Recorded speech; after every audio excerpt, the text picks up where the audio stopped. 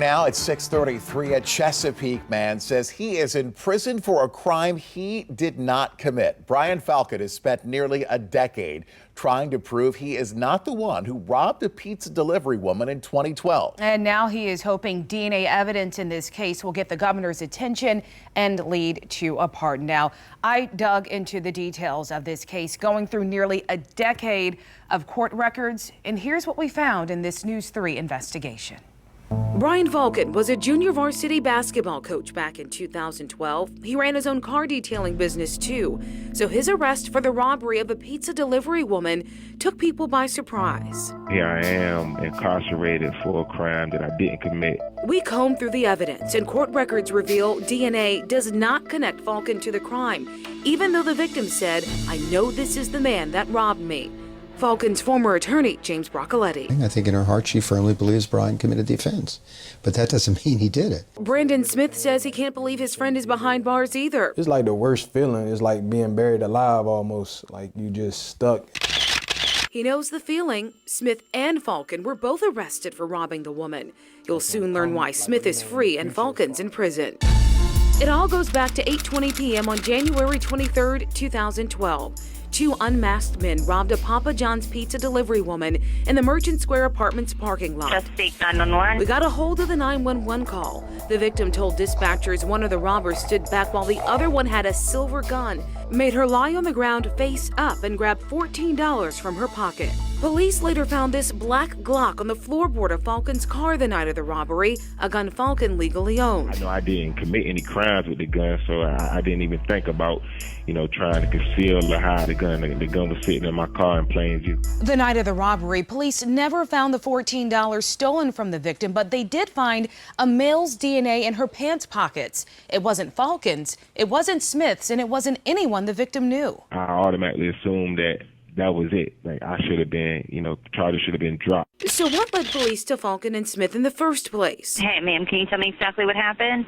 The victim told 911 the gunman was African American and wore a hoodie. She said the other man wore a hoodie too, but she wasn't sure about his race. About 20 minutes after the robbery, an officer claims he saw Faulcon and Smith standing down behind Faulcon's white Acura with hoods up over their heads outside Smith's home on River Birch Court, about a quarter mile from the robbery scene. But Smith and Faulcon say they were inside the car smoking marijuana. We saw a police car and we decided to, go in the house thinking that somebody may have called the police on us for being in the car smoking. Records say the officer followed Faulcon and Smith to their door that night, started knocking to get them to come out. And when they did, the officer said neither one of them had on the hooded sweatshirts he observed when they went in. These two poor guys just happened to be smoking marijuana in a car close by. It was a perfect storm with the moon, the stars, and the sun aligned, but aligned in the wrong way. While Faulcon and Smith were handcuffed, surrounded by cops and canines, the victim arrived in the back seat of a police car. I got handcuffed behind my back. I'm surrounded by police. I look guilty. She immediately said Faulcon was the one with the gun. But when the victim looked at Smith, she said, "I couldn't identify that person 100%, and I certainly don't want to send anyone to jail that hasn't done something." Smith's charges were eventually dropped. I look at the world differently because I just see how easy it is for your freedom to get taken away. The victim never wavered about Faulcon, not at the first trial that ended in a hung jury in 2013, not at the second trial that ended in a mistrial in 2016, and not at the third trial that ended in his conviction in 2018.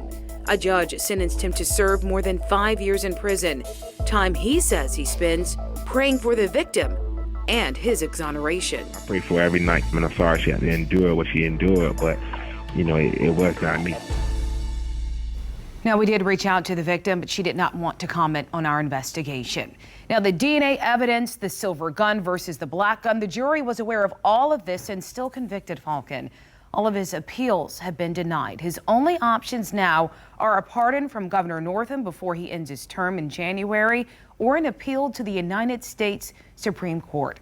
Our investigation into this case is just getting started. Tonight at 6, we're talking to a memory expert, what he says about an eyewitness identification and why the circumstances surrounding Faulcon's identification should have raised a red flag. That's tonight at